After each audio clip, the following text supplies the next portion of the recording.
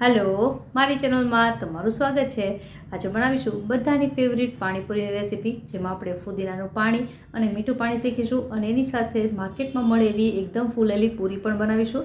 તો ચલો ફટાફટ એ રેસિપી શરૂ કરીએ।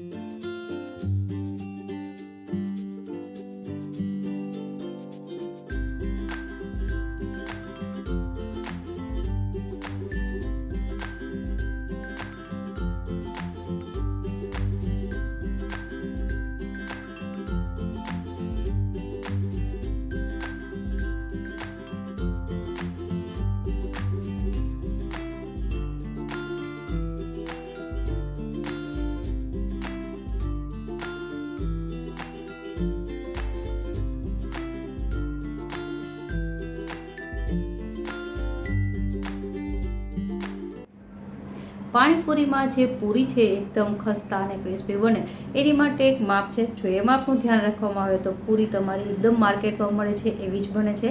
तो अहीं मैं 1 कप रवो लीधो छे अने 1 कप रवा सामे 4 टेबलस्पून अथवा तो 1/4 कप जेटलो मेंदो अथवा तो घऊनो लोट लेवानो।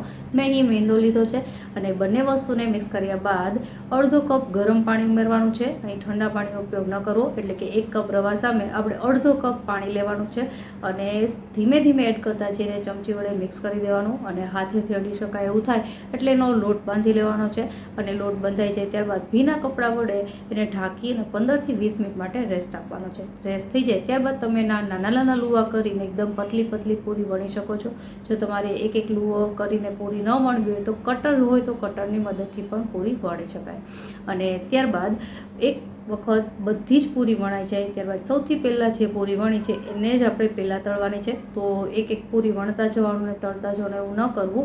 एक साथे बधी ज पूरी वणी अने एने भीना कपड़ा वडे ढांकी देवानी, नहींतर एकदम ड्राय थई जशे तो पूरी सारी रीते नहीं फूले।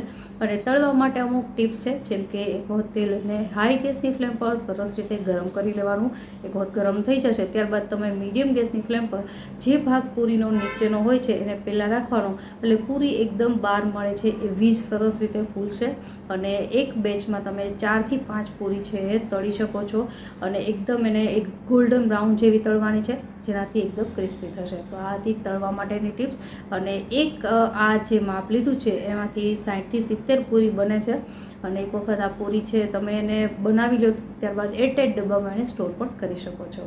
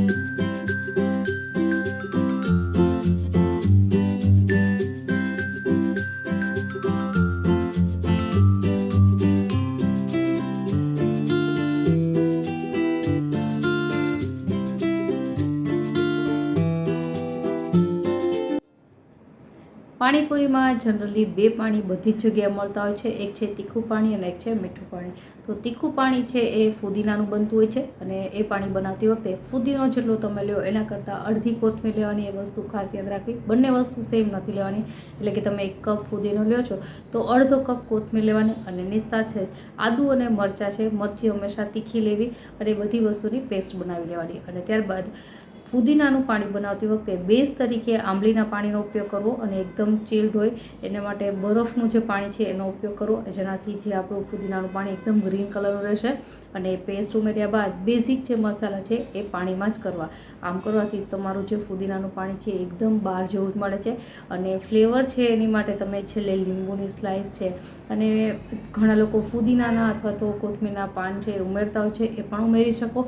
અને સાથે સાથે બુંદી ખાસ ઉમેરવી, જ્યાંથી પાણી તમારું માર્કેટ જેવું જ બનશે.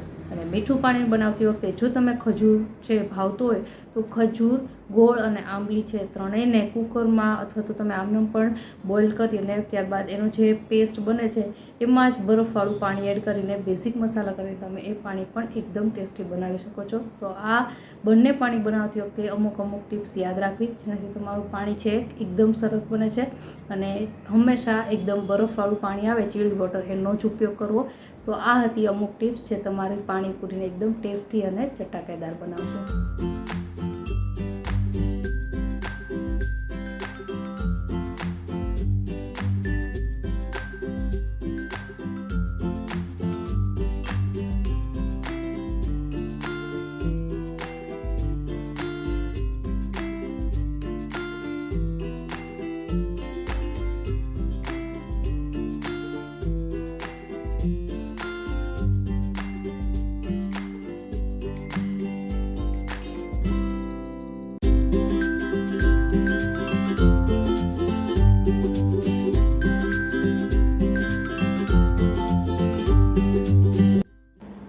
પાણીપુરીનો મસાલો અલગ અલગ જગ્યાએ અલગ અલગ રીતે મળતો હોય છે.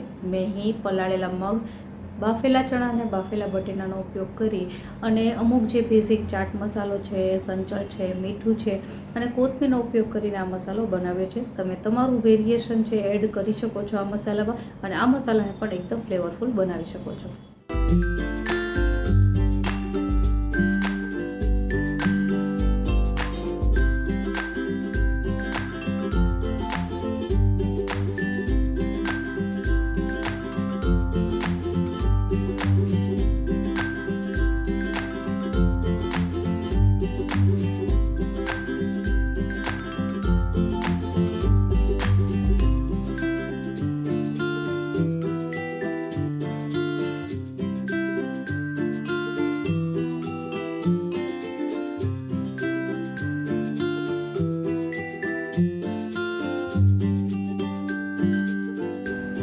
તો આપણી એકદમ હાઇજેનિક પાણીપુરી તૈયાર થઈ ગઈ છે. મેં અહીં લસણ ડુંગળીનો બિલકુલ ઉપયોગ નથી કર્યો. જો તમે ઈચ્છો તો ડુંગળી અને લસણનો ઉપયોગ પણ પાણીપુરીમાં કરી શકાય. પણ અત્યારે આપણે આ પાણીપુરી એકદમ સિમ્પલ રીતે બનાવી છે અને પૂરી પણ તમે જોઈ શકો છો એકદમ ક્રિસ્પી અને ખસ્તા બની છે. તો આશા રાખું આ રેસીપી તમને જરૂરથી પસંદ આવી હશે. ફરી મળીએ નવી રેસીપી સાથે. ત્યાં સુધી બાય.